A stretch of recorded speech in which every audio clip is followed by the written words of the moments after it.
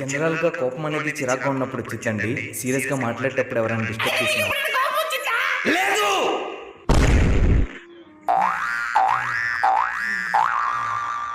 ఇందాక చెప్తున్నాను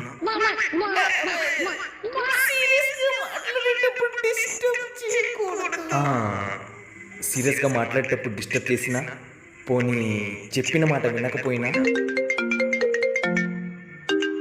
excuse me, hello, నమస్కారం డాక్టర్ గారు, బాగున్నారా? నేను కొంచెం ఇంటర్వ్యూలో ఉన్నానండి. నేను మీకు తర్వాత ఫోన్ చేస్తాను. అవునా డాక్టర్ గారు, బాగున్నారా? నేను చెప్పింది మీకు అర్థమైనట్లేదు. నేను ఇంటర్వ్యూలో ఉన్నాను. నేను మీకు తర్వాత ఫోన్ చేస్తాను.